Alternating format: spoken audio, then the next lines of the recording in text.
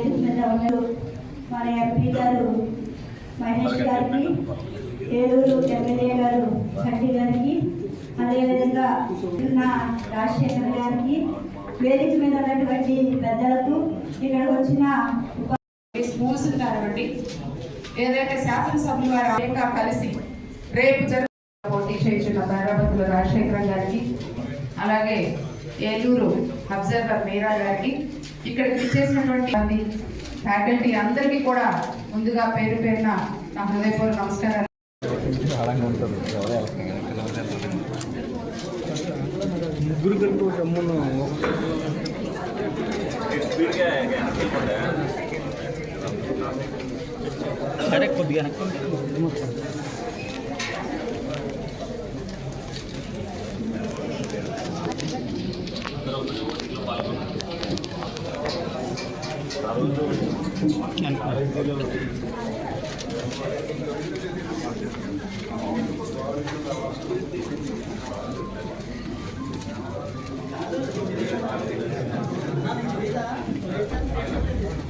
ఓటింగ్లో పాల్గొనేటట్టుగా ఒకరు మీరు మానిటరింగ్ చేసుకోవాలి.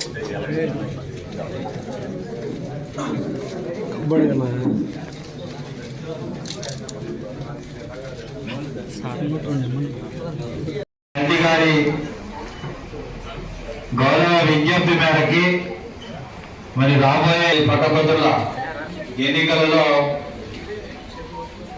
మన ఉంది, మన ఓటు బ్యాంకు కూడా ఉంది. మరి ఎన్డీఏ కూటమి మరి పేరాబత్తుల రాజశేఖర్ గారు ఉంచున్నటువంటి మనందరికీ విదితమే. ఆల్రెడీ గత 1 month గా విరంగ వేషంలాగా చుట్టేశారు ఆల్రెడీ.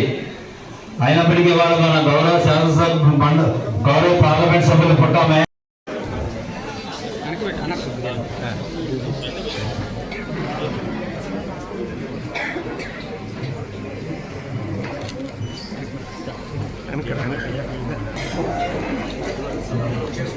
సార్ రాజశేఖర్ సార్ మీరు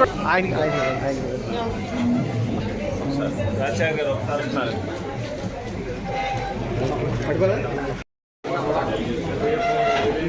12వ తారీఖు ముందే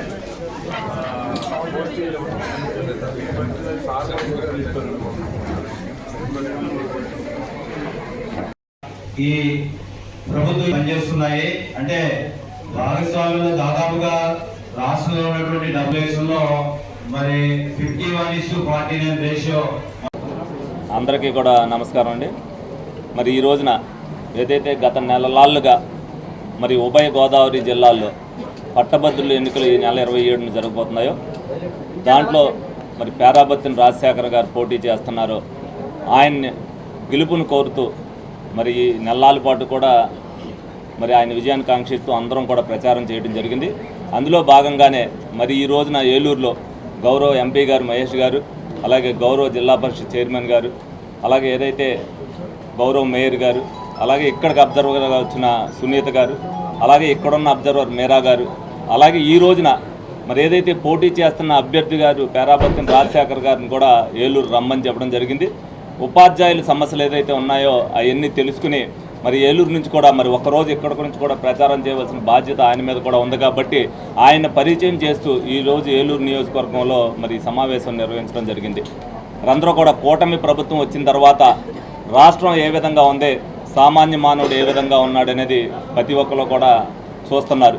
ఏదైతే గ్రాడ్యుయేట్స్ చదువుకున్నారో వాళ్ళు ఎక్కువగా అబ్జర్వ్ చేస్తుంటారు ప్రభుత్వ పరిపాలన ఏ విధంగా ఉంది, ప్రభుత్వం చేస్తున్న తీరు పట్ల ప్రజలు ఏదైతే విశ్వాసంతో ఉన్నారో లేదనేది వాళ్ళు గమనిస్తూనే ఉంటారు. మరి అందరూ కూడా ఏదైతే ఈ ఎమ్మెల్సీ ఎలక్షన్ ఏదైతే ఇంపార్టెన్స్ వాళ్ళందరికీ గ్రాడ్యుయేట్స్ తెలుసు, ఆ ఇంపార్టెన్స్ని మేము కూడా తెలియాలనే ఉద్దేశంతోనే మరి మేమందరం కూడా శాసనసభ్యులు అవ్వచ్చు, గౌరవ ఎంపీలు అవ్వచ్చు, అందరం కూడా మరి రోజు కూడా ప్రచారం చేస్తూ వాళ్ళందరికీ కూడా తెలియజేయడం జరుగుతుంది.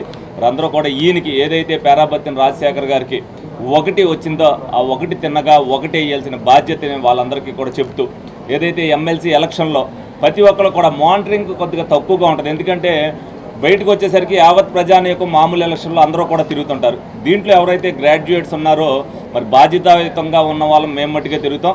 దీంట్లో వాళ్ళ బాధ్యతను గుర్తు చేస్తూ ఎవరైతే గౌరవ టీచర్లు ఉన్నారో ఈ సమస్యలన్నీ కూడా తీరాలి అని అనుకుంటే 100% వాళ్ళు కూడా మానిటరింగ్ చేసుకుంటూ ఒకరికొకళ్ళు ఈ కూటమి ప్రభుత్వం ఎంత బాధ్యతాయుతంగా చేస్తుంది, సమాజానికి కావాల్సిన పనులన్నీ కూడా ఏ విధంగా జరుగుతున్నాయనేది వాళ్ళు కూడా గ్రహించుకుంటూ వచ్చారు. అనేక సమస్యలు లోగడ 5 సంవత్సరాలు ఉండిపోయిన సమస్యలు చాలా కూడా అపరిష్కృతంగా ఉన్నాయి. అవన్నింటినీ కూడా నెరవేర్చవలసిన బాధ్యత ఈ ప్రభుత్వం మీద ఉంది. అవి ఒక్కొక్కటిగా వీళ్ళు కూడా లోకేష్ గారి దృష్టికి కానీ, చంద్రబాబు నాయుడు గారి దృష్టికి కానీ, పవన్ కళ్యాణ్ గారి దృష్టికి కానీ తీసుకురావడం జరిగింది. రేపు భవిష్యత్తులో ఏదైతే వాళ్ళ మద్దతుని పూర్తిగా ఇచ్చినప్పుడు మరి మా అభ్యర్థులు కూడా వీళ్ళ కోసం పోరాటం చేయవలసిన బాధ్యత కూడా ఉంటుంది. అందుకని ముందుగా ఆ సమస్యలన్నీ కూడా తెలుసుకుని వాళ్ళు ఏదైతే ఉన్నారో వాళ్ళు పరిచయం చేసుకో ఈరోజు పేరాబత్తిన రాజశేఖర్ గారి విజయాన్ని వాళ్ళందరూ కూడా ఒకటే విధంగా అందరూ కూడా ఏకపక్షంగా ఎన్నిక నిర్వహించే బాధ్యతను వాళ్ళందరూ కూడా తీసుకోవాలని సందర్భంగా కోరుకోవడం జరుగుతుంది. ఇవాళ ఎమ్మెల్సీ ఎలక్షన్స్లో రాజశేఖర్ గారు ఇవాళ పోటీ చేస్తున్నారు. ఇవాళ ఎలక్షన్స్ క్యాంపెయినింగ్ అంతా కూడా బాగా జరుగుతుంది. అందరు కూడా ఎమ్మెల్యేలు, ఎంపీస్ అందరు కూడా, అలాగే జిల్లా ప్రెసిడెంట్స్, అలాగే మేయరు, ప్రతి ఒక్కరు క్యాంపెయినింగ్ చేస్తున్నారు. ఇవాళ అందరు కూడా ఇవాళ మీరు చూస్తే అందరూ టీచర్స్ అయినా కానీ హైలీ ఎడ్యుకేటెడ్ పీపుల్ అందరూ కూడా ఈ ఎలక్షన్లలో పార్టిసిపేట్ చేస్తారు. కాబట్టి వాళ్ళకి పైన గవర్నమెంట్ నుంచి ఈ గవర్నమెంట్లో ఎంత బాగా జరుగుతుందో వాళ్ళకు కూడా ఐడియా అనాలిసిస్ చేసుకోగలుగుతారు. ఇవాళ అనాలిసిస్ చేసుకుంటే 8 నెలల్లోనే చాలా వరకు మన రాష్ట్రంలో అభివృద్ధి కార్యక్రమాలు జరుగుతున్నాయి. ఈ అభివృద్ధి కార్యక్రమాలు అలాగే మనకి ఉండే ఇష్యూస్ ఇవన్నీ కూడా టేకప్ చేసి ప్రతి ఒక్క ఇష్యూని అధికారులైనా కానివ్వండి, అలాగే నాయకులైనా కానీ వాళ్ళ సమస్యల్ని ప్రతి ఒక్కటి సాల్వ్ చేయడానికి వాళ్ళందరూ ముందుకు ఉంటున్నారు. ఇవాళ టీచర్స్కైనా కానివ్వండి, ఎంప్లాయర్స్కైనా కానివ్వండి, ఎలాంటి సమస్య ఉన్నా కూడా ప్రతి ఒక్కరు అవైలబిలిటీ ఉంటుంటారు. అలాగే ఇవాళ ఎమ్మెల్సీ గారు ఇవాళ ఆయనని మనం ఎన్నుకుంటే ఇవాళ వాళ్ళకుండే సమస్యలన్నీ కూడా తీర్చడానికి ఆయన కూడా ప్రయత్నం చేస్తారు. ఇవాళ మీరు వేరే ఎవరికో గెలిపిస్తే మళ్ళీ అతను పోరాటం చేయాల్సిందే తప్పితే ఇప్పుడు ఉండే గవర్నమెంట్, ఎన్డీఏ గవర్నమెంట్ క్యాండిడేట్ని సెలెక్షన్ చేసుకోవడం వల్ల మీ సమస్యలు అనేటివి ఇంకా ఈజీగా సాల్వ్ చేయగలుగుతారు.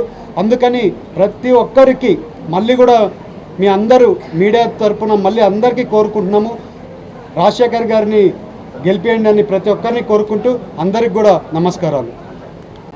మరి విస్తృతంగా ప్రచారం చేస్తున్నాం. మరి ఈరోజు ఎలక్షన్ డేట్ కూడా రావటం, రేపు 27వ తారీఖున ఎలక్షన్ కూడా జరుగుతుంది. కాబట్టి ఈరోజు ఏలూరు నియోజకవర్గంలో స్థానిక ఎమ్మెల్యే గారు బడేటి చంటి గారు, పెద్దలు, అలాగే ముఖ్య అతిథిగా ఎంపీ పార్లమెంట్ సభ్యులు మహేష్ గారు, అలాగే జిల్లా పరిషత్ అధ్యక్షురాలు సోదరి, అలాగే మేయర్ గారు, మాకు ప్రత్యేక అబ్జర్వర్గా వచ్చిన అందరి సమక్షంలో కూడా మరి ఈరోజు ఏలూరు నియోజకవర్గం అన్ని కళాశాలలోని కూడా విస్తృతంగా ప్రచారం చేస్తున్నాం. ముఖ్యంగా కూటమి గతంలో 2024 మే నెలలో ఈ ప్రజలందరూ కూడా, ముఖ్యంగా గ్రాడ్యుయేట్స్ అందరూ కూడా పెద్ద ఎత్తున కూటమి విజయానికి ఎలాగైతే సహకరించారో మరి అదేవిధంగా ఇప్పుడు కూటమి బలపరిచిన అభ్యర్థిగా నన్ను కూడా అత్యధిక మెజారిటీతో సీరియల్ నెంబర్ 1 దగ్గర 1 అనే మొదటి ప్రాధాన్యత ఓటు వేసి అత్యధిక మెజారిటీతో గెలిపించాలని అందరినీ కూడా కోరుకుంటున్నాం.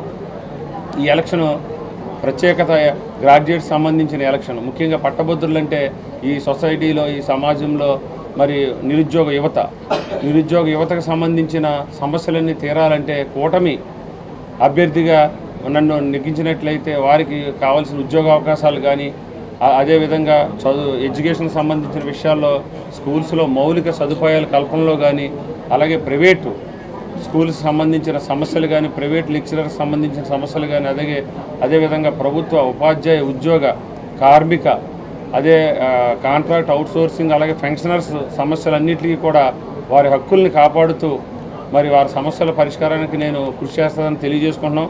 గతం ప్రభుత్వంలో మనం చూసుకున్నట్లయితే వైఎస్ఆర్ గవర్నమెంట్లో ఏదైనా ప్రభుత్వ ఉద్యోగులు కానీ, ప్రభుత్వ ఉపాధ్యాయులు కానీ వాళ్ళ హక్కుల గురించి పోరాడితే కేసులు ఎట్టే పరిస్థితి.